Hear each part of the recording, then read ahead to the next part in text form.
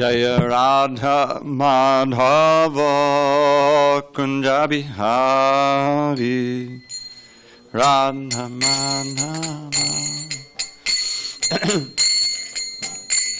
Jaya Radha Madhava Kunja Bihari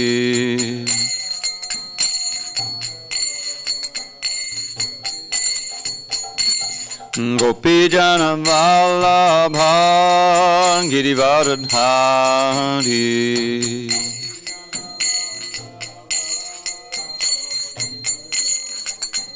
Jaya Gopi Jana Vallabha Girivardhari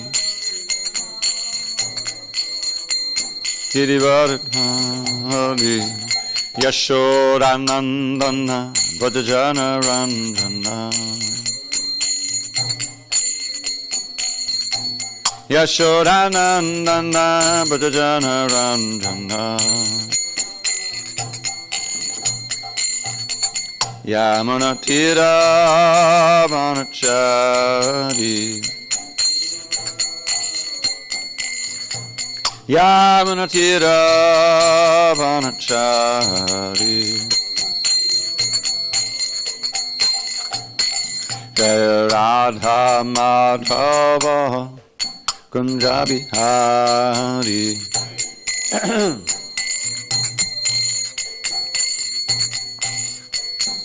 Jaya Radha Madhava Kunja Bihari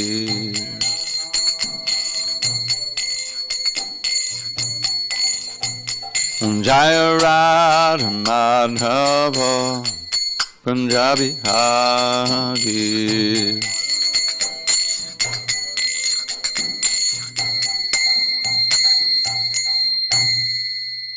Jai Om Vishnupad Paramahansa Pundarika Acharyas Ashtotter to the Srimad of Divine Grace Srila A.C. Bhakti Vedanta Swami Prabhupada Ki Jai ISKCON BBT founder Acharyas Srila Prabhupada Ki Jai Jai Om Vishnupad Paramahansa Pundarika Acharyas Ashtotter to the Srimad His Divine Grace Srila Bhakti Siddhanta Saraswati Thakura Ki Jai Ananda Koti Vaisnava Ki Jai Namacharya Srila Haridas Thakur Ki Jai Kwantaraj Srimad Bhagavatam Ki Jai Samaveda Bhaktivinoda Ki Jai All glories to the assembled devotees All glories to the assembled devotees All glory to the assembled devotees All glory to Sri Guru and Gauranga.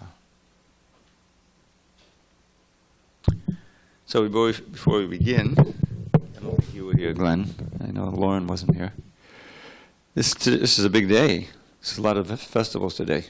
Vasanta Panchami, which means getting ready for spring, right? Vasanta is spring. Maybe it's when spring starts in India. Srimati Vishnu Priya Devi's appearance, that is Lord Chaitanya's second wife. Saraswati Puja, which we don't really observe, but that's today. Srila Visvanatha Chakravarti Thakur's disappearance day, Sri Pundarika Vidyanidhi's appearance day, Sri Raghunatha Thakur's appearance day, and Sri Raghunatha Das Goswami's appearance day. After a long drought of not having so many days, suddenly we have a plethora of days. Welcome. Nice to see you. So we'll leave a little time. I have these bookmarked in the Samadhi's book.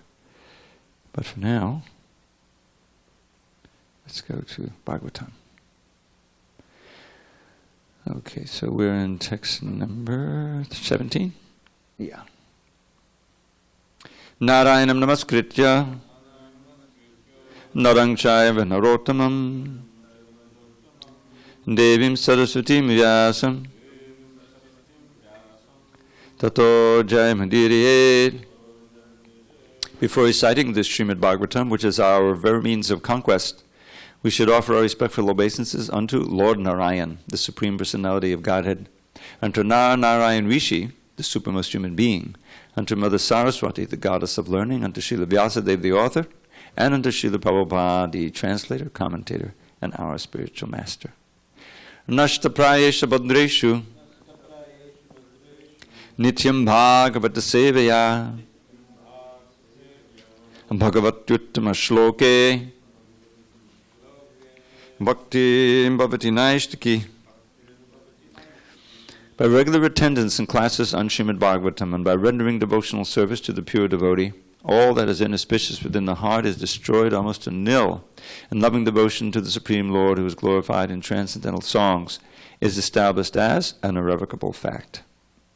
Om Namo Bhagavate Vasudevaya. Om Namo Bhagavate Vasudevaya. Om Namo Bhagavate Vasudevaya.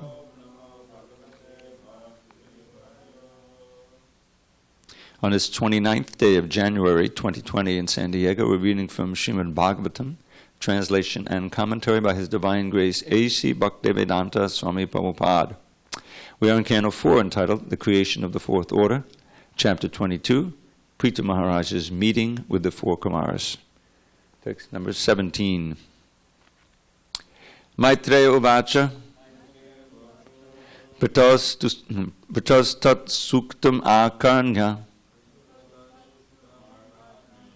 Sadam Sushtu Mitam Madhu Smayamana Hiva Pritya Kumarak Pratyuvachaha. Maitreya Uvacha Pratas Tat Suktam Akarnya Sadam Sushtu Mitam Madhu Smayamana Hiva Pritya Kumarak Pratyuvachaha. Maitreya Uvacha Pratos Tat Suktam Akarnya Sadam Sushtumitam Madhu Smayamana Hiva Pritya Kumarak Pratyuvachaha.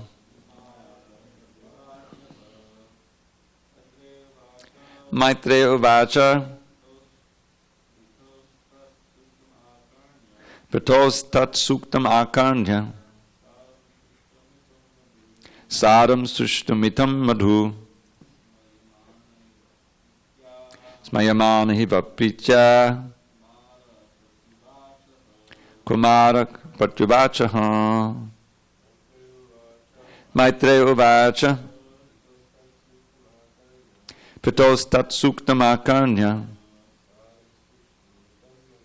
Sadam Sushtumitam Madhu Smayamana Hiva Pritya Kumarak Pratyuvachaha. Maitreya Uvacha Pratos Tat Suktam Akarnya Sadam Sushtumitam Madhu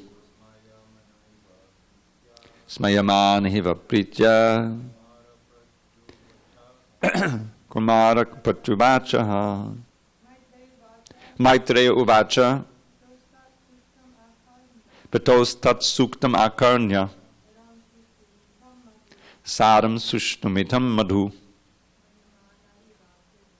Sayamana Hiva Pritya Kumarak Pratyuvachaha. Maitreya Uvacha. The great sage Maitreya continued to speak.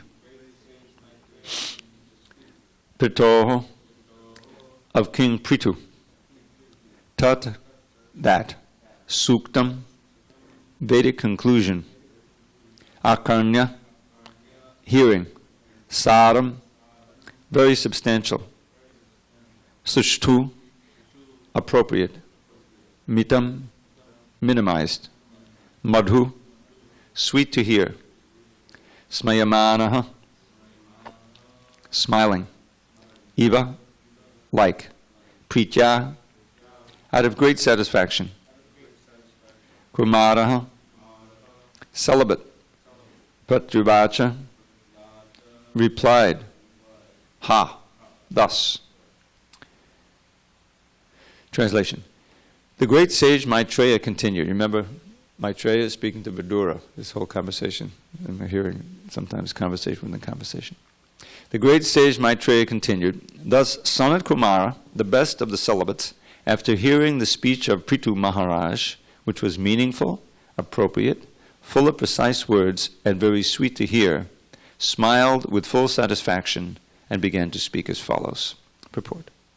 Prithu Maharaj's talks before the Kumaras were very laudable because of so many qualifications. A speech should be composed of selected words, very sweet to hear, and appropriate to the situation. Such speech is called meaningful. All these good qualifications are present in Prithu Maharaj's speech because he is a perfect devotee. It is said, Yasyasti bhakti bhagavatya kinchana sarva gurnais tattva samasate suraha. For one who has unflinching devotional faith in the Supreme Personality of Godhead and is engaged in his service, all good qualities become manifest in his person. Bhagavatam 5:18-12. Thus the Kumaras were very much pleased, and Sanat Kumara began to speak as follows. So I'm going to do one of these. It's also a short purport. Sanat Kumara Vacha Sadhu Prishtam Maharaja Sarvabhuta Hitatmana Bhavata Vidusha Chapi Sadhu Nam Matir Idrishi. Sanat Kumara said, My dear King Prithu, I am very nicely questioned by you. Such questions are beneficial for all living entities, especially because they are raised by you, who are always thinking of the good of others.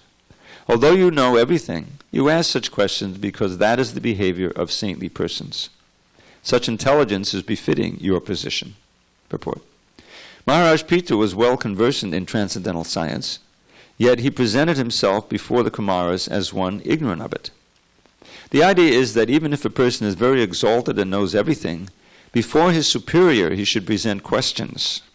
For instance, although Arjuna knew all of transcendental science, he questioned Krishna as if he did not know. Similarly, Prithu Maharaj knew everything, but he presented himself before the Kumaras as if he did not know anything.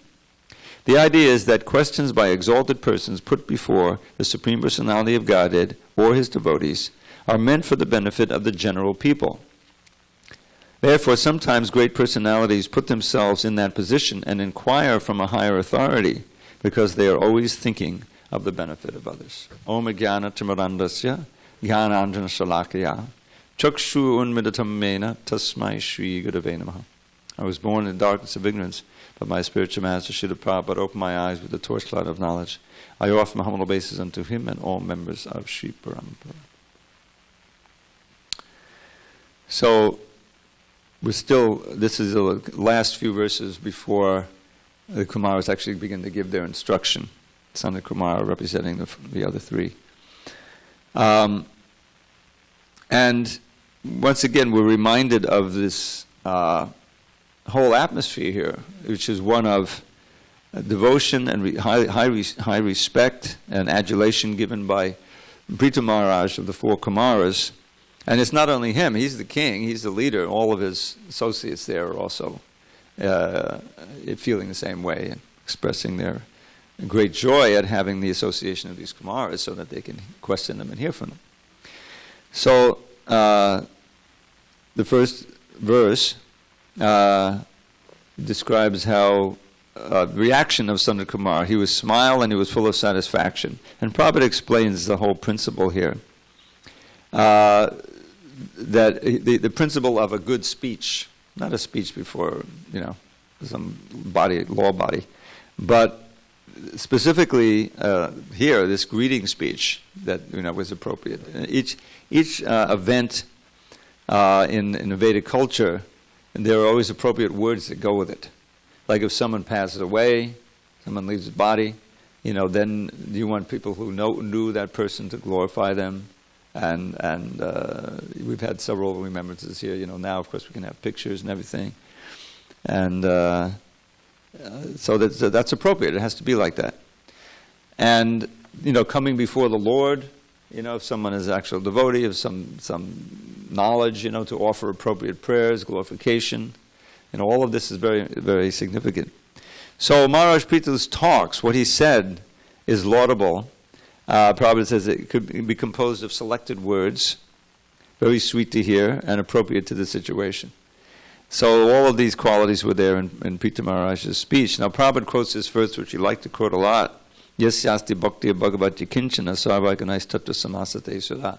That for one who is a devotee, that automatically all the good qualities of the demigods develop in him without extraneous effort. It's not like you have to make a list. All right, I really got to work on that quality, on that quality. Just by being a devotee and advancing nicely, becoming purified, then and coming to the point of a kinchana, which is a pure devotee, all the good qualities of the demigods develop in such a person. So these indicate that the saintly qualities are already there. They just need to be uncovered.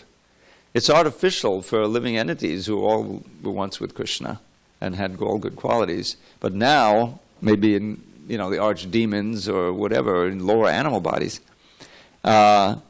those original qualities are still there, and they come out. Just like it said, Nitya Siddha Krishna Prem Sadhya Kabanoi, Shovanade Shuddha Chitte Korehedo. This word, Shuddha, means to purify.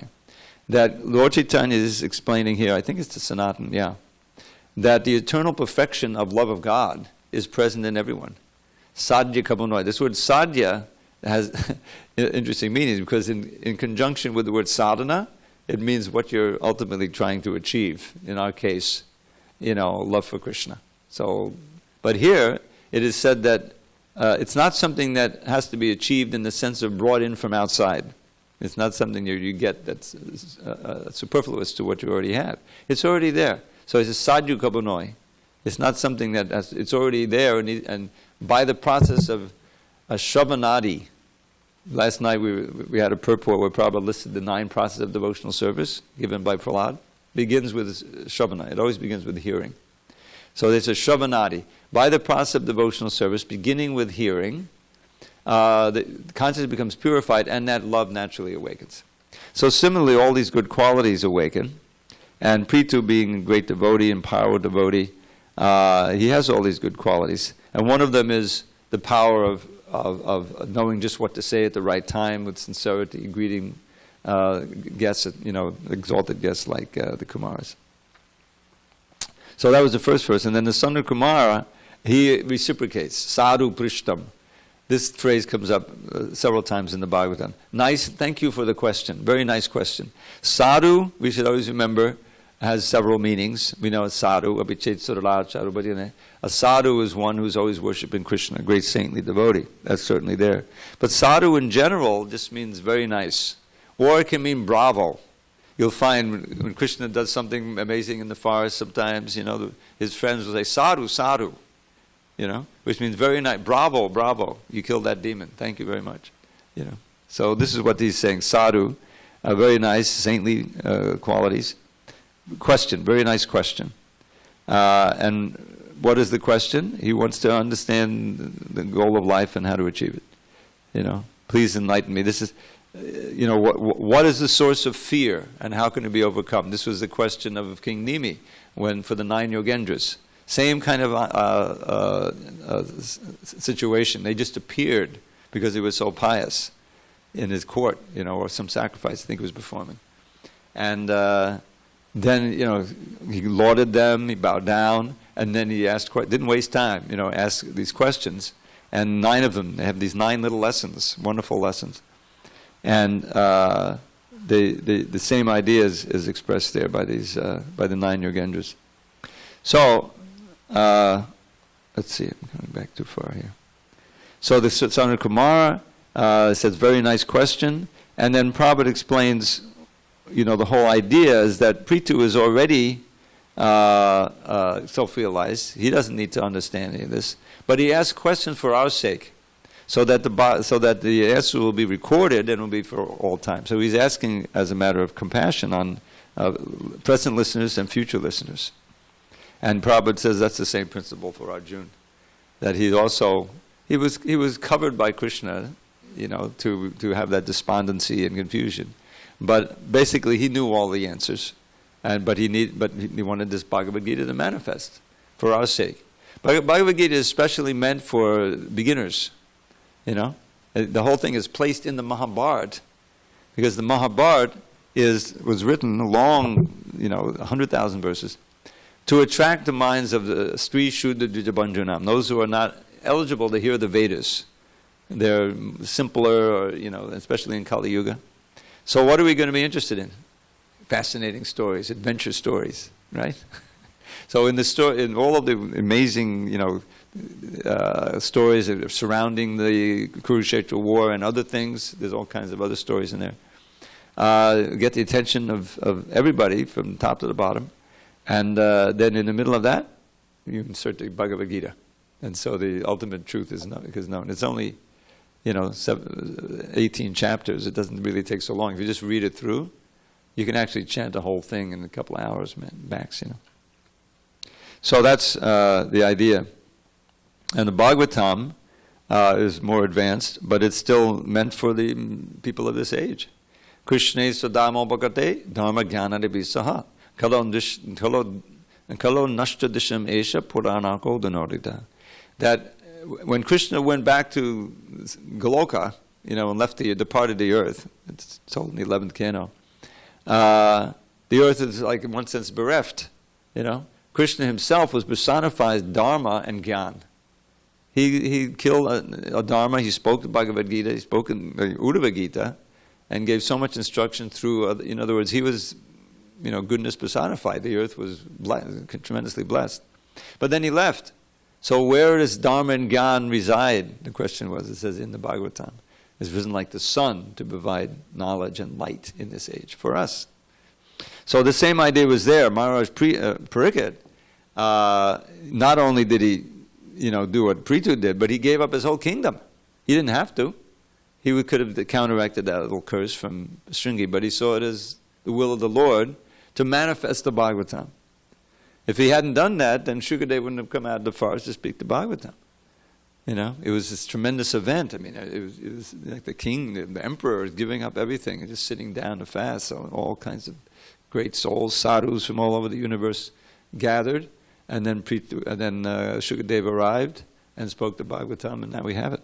So this is the central lesson here is that both the speaker and the listener have not only their own benefit in heart, but they're out of compassion. They're giving this knowledge that's essential for the benefit of souls.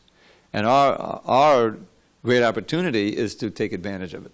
That's why Prabhupada really wanted us to read the books, attend the classes, meditate on this Bhakti Shastri, if you get serious, and absorb the philosophy for our benefit, and so we can give it to others. The same thing. It's all auspicious that way. So I wanted to leave some time here for exalting these great souls whose appearance and disappearance days it is. So if there's no comments or questions, I'll proceed to that. Okay, so next, tomorrow's verse is 19. All right, so let me find my little bookmarks here. And we'll begin with Raghunatha Das Goswami, who's really one of our main Acharyas here. So this is from Samadhi's book. Born in a dynasty of Vaishnavas, Raghunatha Das Goswami was the only son of a wealthy landowner. I mean, wealthy, to really describe it. You think billionaires. As a boy, he received Haridas Thakura's association and blessings. At 15, he met Lord Chaitanya. Now, receiving Haridas Thakura's blessings, Haridas would wander, and these were great Vaishnavas, And so his uncle was named Haranya Majumdar. I don't know if that was a nickname. Haranya means gold. And his father was Govardhan Majumdar. And they were great Vaishnavas. Haridas comes and says, oh yes, come. And what do you want to do? Tell us. Let's have a meeting about the glories of the holy name. So Raghunatha Das, he's 15 years old, so he's part of the meeting. He's drinking it all in. And then there was this Gopal Chakravarti, who they had hired to be, he was like a Smarta Brahman. Smarta Brahman means one is too involved in the Smriti regulations, the form but not the essence of being a Brahman. He wasn't, he had some defects. And so he was there, and when Haridas said, just by once chanting the holy name, even imperfectly, it's just somehow uttering the holy name, you get liberation. And he couldn't believe that. It's told in the Anjalila, in the chapter, I think, The Glories of Haridas Thakur. And that can't be true. Which this mukti is aspired for by learned sages. Lifetimes they work austerities to rise up the Brahman. So he said, how could it be true? You just chant a holy name once, even without great faith, and you get mukti? That can't be true. It's not true. And if it's not true, I'm going to chop off your nose. You know, and everyone stood up. They were aghast at the great offense that this Gopal Chakravarti had uttered, you know. They immediately fired him, kicked him out, you know. And then when things settled down, they asked Haridas to explain, you know, this statement he made. So he quoted this verse. You may know this one. You've heard it before. It has a tremendous rhythm to it. Anghaksang hadalakilang sakadudiyade vasakalalokasya tadanidivatammila jaladin jayachitagan mangalang hare nama. So then he explained the verse, he didn't give a translation, but he explained the verse. And so I took the verse and its explanation, I put it into a little poem. If you want to achieve this, now Raghunatha Das is hearing all this. This is entering into his heart. He's becoming very pure. If you want to achieve, no, that's a different one. When the moon is invisible, with it to nil, and the sun is long gone from the sky. Now, you have to go back 500 years, no electricity, right? So as soon as the sun goes down, and if there's no moon, it's very, very dark, people take rest. I read everyone used to get 12 hours sleep. There's nothing to do. There's no TV, there's no internet, there's no electricity. It gets dark, let's take rest. And you know, so they all get much more sleep than we get today. So when the moon is invisible, withered to nil, and the sun is long gone from the sky, then an ocean of darkness envelops this world, and the timorous fear they might die. But that thick pall of gloom is at once swept away when the first signs of sunrise appear, and the dawning of day gives assurance to all that in truth there is nothing to fear. In a similar way, when illusion holds sway and a soul has forgotten his Lord, then the darkness of ignorance covers his heart. Sin and suffering are his reward. But as soon as he chants Krishna's name even once, in a manner that doesn't offend, then his ignorance flees like the darkness at dawn, and his sin and his suffering end. So there's nothing to fear, for the sun of the name has appeared with his powers divine. In your heart may that sun, benedictive for all, become fixed and eternally shine. Hare Krishna. So, Raghunatha Das is hearing all this in the original Sanskrit, Bengali, and becoming very purified, obviously. So, as a boy, we received Hari's blessings. At 15, he met Lord Chaitanya. By the mercy of Lord Nityananda, he renounced a beautiful wife and an opulent family. He ran to Jagannath Puri. All this is very nicely described in Anjalila. You can reference it. He wanted to intimately serve Lord Chaitanya and his Shiksha Guru, Swarup Damodar, for 16 years. So he witnessed all of these later pastimes of Lord Chaitanya. Very important. Lord Gauranga gave his personal Govardhan Shila that he'd gotten on his trip to Vrindavan, and Gunja, Mala, Gunja is these small little berries, to Raghunatha Das Goswami. Raghunatha Das couldn't live after Lord Chaitanya left this world, so he came to Vrindavan to end his life by jumping off Govardhan Hill. Rupa and Sanatana Goswamis affectionately received him. They convinced him to live on and enlighten all the Brajbasi Vaishnavas with the Srimad Mahaprabhu's Puri pastimes. They hadn't witnessed those. These are all these intense things you read in the Anjalila of Lord Chaitanya in the highest ecstasy of separation, manifesting and unprecedented symptoms. That was the reason he wrote the CC. And Raghunatha had witnessed it all, so this eyewitness, they wanted, so he didn't commit suicide, thankfully. And he would speak for 3 hours every day on the banks of Radhakund. He spoke about Lord Chaitanya's pastimes. Oh, for an MP3 recorder at that time. Raghunatha Das did Radhakrishna Bhajan at Radhakund for 40 years. He lived an austere life of pure devotion. Raghunatha Das Goswami showed the standard of renunciation required to attain the eternal loving service of Radha Giridhari in the Nitya Nikunja Leelas at Radhakunda. What's the Nitya Nikunja Leela? Anyone have an idea? I should translate it. You know what it is? Yeah, but they don't know. You know, I don't like this when they start putting in all the Sanskrit phrases if you know what they are. Nitya Nikunja Leelas means they're eternal conjugal pastimes, Radha and Krishna, Radha Giridhari. His perfect, in the groves and gardens of Vrindavan, the kunja. His perfect example enthuses all Gaudiya Vaishnavas to develop unalloyed pure love for Radha Krishna. And he doesn't mention it here, maybe he mentions it later, how little he ate. You know, every third day a little buttermilk. I mean, he got down to practically nothing. You can imagine how skinny he was. Raghunatha Das Goswami's daily bhajan included the following: chanting 64 rounds of japa, that's about 100,000 holy names, doing Manasi Seva in his spiritual body. Manasi Seva? In your mind. Worshipping Govardhan Shila. That's a Govardhan we have here, like something like that. Bathing 3 times a day in Radhakund. Offering 1,000 obeisances to Krishna. Offering 2,000 obeisances to Vaishnavas. That means dandavats, up and down. You can imagine. And embracing them. Resting 90 minutes a day. That was it. And some days not at all. Keep in mind, however, when an eternal associate of the Lord externally rests, internally he continues serving, so he's still Manasi Seva is going on. He ate only 1 leaf cup, about 100 grams of buttermilk a day. Throughout his life, he never ate anything for sense gratification. He took the bare minimum to keep body and soul together. It's said that after the disappearance of Lord Chaitanya, Raghunatha Das ate only fruit and milk. After Sanatana Goswami left, he existed on a leaf cup of buttermilk every day. And when Rupa Goswami entered Nitya Leela, Raghunatha Das gave up all eating and drinking. He was slowly burning in the fire of separation from the Lord, and his loving servants, the Brijbasis, would cry upon seeing his weakened condition. Raghunatha Das Goswami wrote 3 books. Stavavali. Now Stavavali is an anthology of like ashtakas and things that he wrote. The Manak Shiksha, that contains these important books, Manak Shiksha, Vilap Kusumanjali, and more. Manak Shiksha is instructions to the mind. There's a nice book that was written with commentaries. Bhaktivinoda wrote a commentary. And some of our leading Vaishnavas, Shivaram Swami and others added, these 11 verses of instruction to the mind. Very important.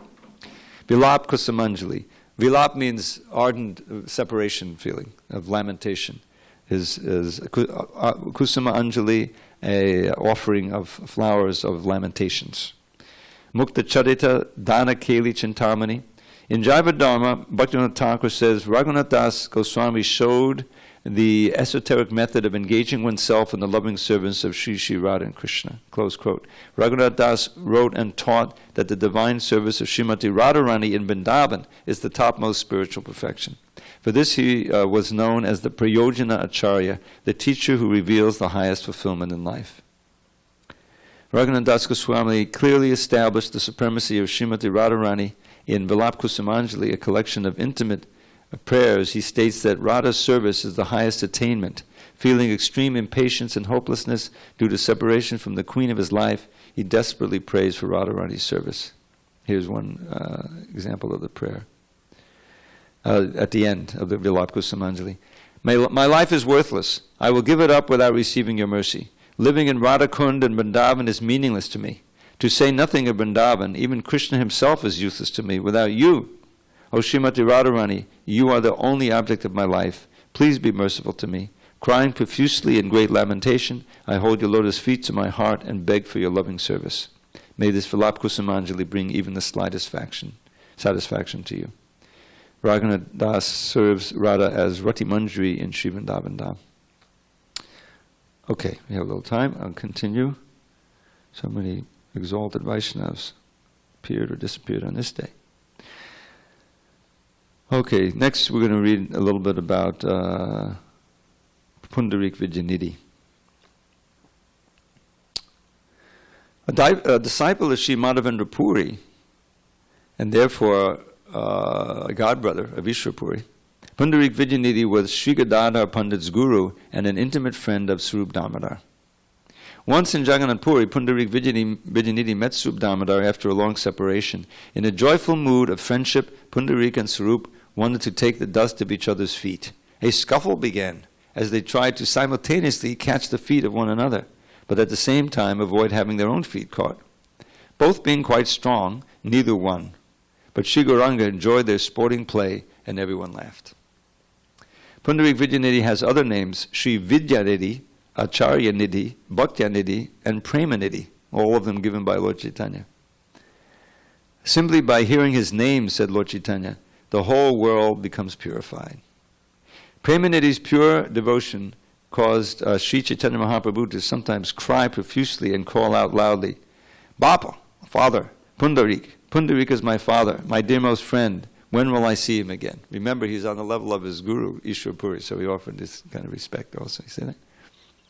Pundarika Vidyanidhi is King Vrishabhanu, Sri Radha's father in Vrindavan Leela. Continually floating in the sea of Krishna prema, Pundarika often showed ecstatic bodily symptoms of tears, hair standing on end, and falling unconscious. In Chaitanya Bhagavatam it is said, whoever recites or hears the following narration of the meeting of Pundarik Vidyanidhi and Sri Gadadhar will receive the treasure of love of God. So, this is a nice story. When he first arrived in Navadvip, Pundarik Vidyanidhi disguised himself as a worldly sense enjoyer. I'm not sure why he did it.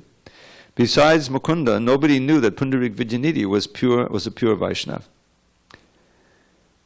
So then the quote, Mukunda says, "Today I will introduce you to a most exceptional Vaishnava," said Mukunda, as he took Gadadhar Pandit to meet Pundarik Vidyanidhi. Now Gadadhar requested to see him. He, from what I remember, he wanted to meet this great Vaishnava. He'd heard about him. So they found Pundarik reclining on an opulent brass bed, covered with red satin sheets, silk pillows, topped with a 3-tiered canopy. A gem-studded pan box stuffed with fragrant spices and betel nuts waited within arm's reach. 2 shiny brass spittoons stood as silent sentries beside the bed. Seeing the mirror stained red from his chewing pan, Pundarik laughed heartily. 2 servants cooled him with peacock fans. Was this a Vaishnava or a prince wallowing in luxury, wondered Gadadhar Pandit. So he had all these doubts, see. Gadadhar Pandit, member of the Panchatattva, intimate associate of Lord Chaitanya. Doubts arose in Gadadhar's mind about Pundarik's spiritual status. Reading his mind, Mukunda decided to reveal the highly exalted transcendental identity of Pundarik Vidyanidhi. Mukunda recited Srimad Bhagavatam 10:635. Always hankering to taste the blood of small children, Putana came to kill baby Krishna. However, because she offered her breast to the Supreme Lord, Putana attained the highest blessing of being accepted as a mother of Sri Krishna. I thought this was the verse that Uddhava heard. Aho Vakiyam. Anyway. Hearing this verse totally transformed Pundarik Vidyanidhi. A Ganges river of tears flooded his eyes. Perspiration rained from his body. His hair stood erect. He ripped off his embroidered silk shirt, wildly thrashed his legs about. Rolling on the ground, he wailed, "The Lord is infinitely merciful, yet he deprives me of his mercy." His clothes, his brass bed, fine bed sheets, mirror, spittoons, all his opulent trappings were ripped to shreds, smashed to bits. 10 men tried to, but couldn't restrain the force of Pundarik's ecstasy.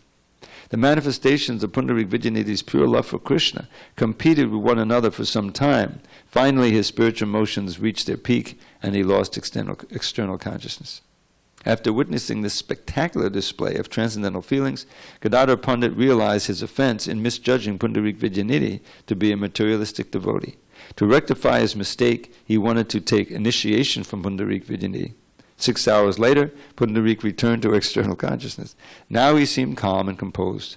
Happily, he initiated Gadadhar Pandit. Pundarik Vidyanidhi is Srimati Radharani's father, Vrishabhanu, in Braja's pastimes. Had you heard that before? You heard some of that before? Yeah. It is always wonderful to hear these pastimes. And let's see, one more. Oh, Visvanatha Chakravarti. This is also his appearance date today. So he was later. He came like 130 years after, Lord Chaitanya manifested all of his pastimes around 1500. So he appeared in 1638. Sri Visvanatha Chakravarti Thakura came in, who was originally named Hari Vallabha Das. You can see he's a family of Vaishnavas. Hari Vallabha means Krishna was very dear to all the devotees. He came into the cyclic succession from Sri Narottam Das Thakur, but there was a few intervening.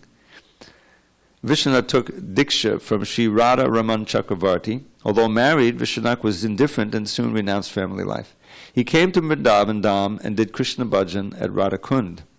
He was known as the quest jewel of the Vaishnavas because of his pure devotion, his scholarship, and realized perception of Radha Gokulananda's intimate conjugal pastimes.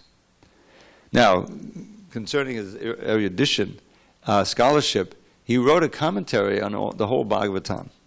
That commentary has been translated by Bhanu Swami. And an e-book has been produced by Dravida Swami, incorporating all of those commentaries into Prabhupada's Bhagavatam. And now he's added also in the 10th canto, Jiva Goswami, Sanatana Goswami's commentary, translations of them. So if you're curious about any of that, scholarly, just let me know. I'll send it to you. You can read Visvanatha Chakravarti commentaries. Amazing stuff. Pure devotion. Gaudiya authorities say that Rupa Goswami is Vag Deva Avatar, an incarnation of the god of speech. And Gaudiya Acharyas, especially among his direct disciples, believe that Visvanatha Chakravarti is an incarnation of Rupa Goswami. Among all Gaudiya Vaisnava Acharyas, only Visvanatha Chakravarti comes close to matching Rupa Goswami's profound realizations on the absolute truth.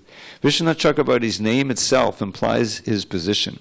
Visvanatha means he who reveals the jewel of devotion to Visvanatha, Sri Krishna, the Lord of the universe. Chakravarti means he who expands the chakra or circle of bhakti. Bhaktivinoda Saraswati Thakur writes, quote, Visvanatha Chakravarti Thakur was the protector, the guardian, and the acharya during the middle period, 1600 to 1700, of the historical development of Gaudiya Vaishnavism, close quote. The growth of Gaudiya Vaishnavism began with Lord Chaitanya. It was later rejuvenated by Srila Thakur Bhaktivinoda, spread by Srila Bhaktisiddhanta Saraswati, and broadcast all over the world by Srila A.C. Bhaktivedanta Swami Prabhupada, the founder Acharya of ISKCON. During his stay in Vrindavan, Visvanatha worshipped deities of Radha Gokulananda and Giriraj. His Govardhan Shila was first worshipped by Lord Chaitanya, then Raghunatha Das Goswami. Oh, so we got that. Okay. Krishnadas Das Kaviraj, Sri Mukunda Das, Srimati Krishna Priya Thakurati, and then Visvanatha Chakravarti. Today, this Giriraj Govardhan deity resides in the Radha Gokulananda temple in Vrindavan. Some claim the Govardhan Shila is Bhagavat Nivas in Ramanreti near the ISKCON Krishna Balaram Mandir. Now, I don't even know what that means. Bhagavat Nivas. Oh, Bhagavat Nivas. Maybe, I don't know what that is. Is it the name of a deity? In a dream, Lord Sri Krishna ordered Visvanatha to make commentaries on the Goswami's books. Immediately he started writing prolifically. Clouds would shield him from the sun whenever he sat to write. Once a torrential downpour flooded the area where Visvanatha was writing his Bhagavat commentaries. Miraculously, not a drop touched Visvanatha or his Bhagavat manuscript. While compiling Mantrartha Deepika, explanation on the Kama Gayatri, Visvanatha became perplexed. According to his exhaustive research, which indicated 25, something's missing here, 25 syllables, I think is mentioned here, in the Kama Gayatri, he couldn't substantiate why Krishnadas Kaviraj wrote in Chaitanya Charitamrita that Kama Gayatri contains 24.5 syllables, and that these syllables correspond to the 24.5 moons present on Krishna's transcendental body. In a dream, now this was such a serious thing, wasn't it? He was going to commit suicide or something?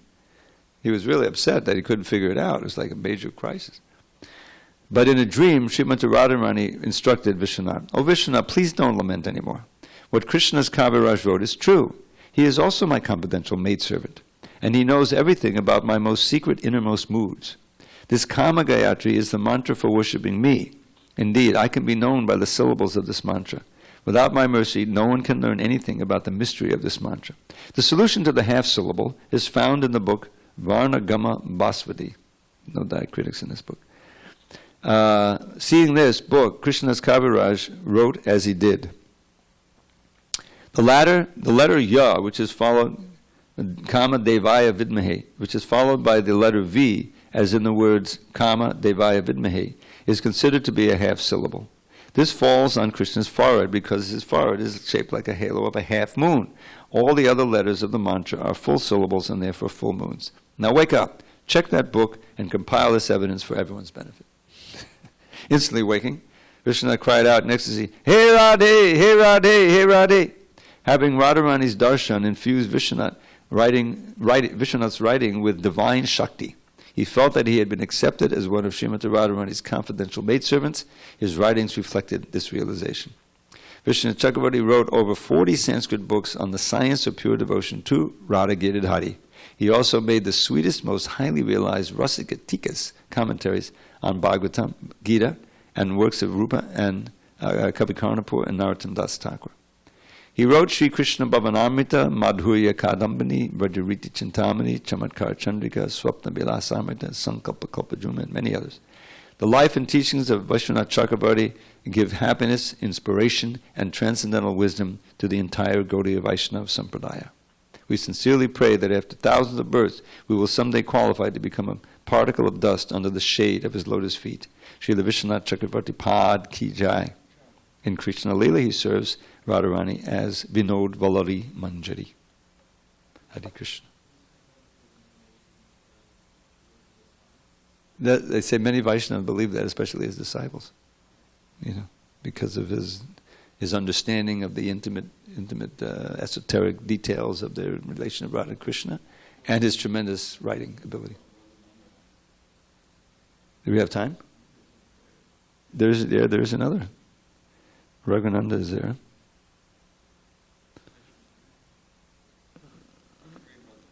Yeah, I think we should, because it's getting late. All glories to Srila Prabhupada. Anyone?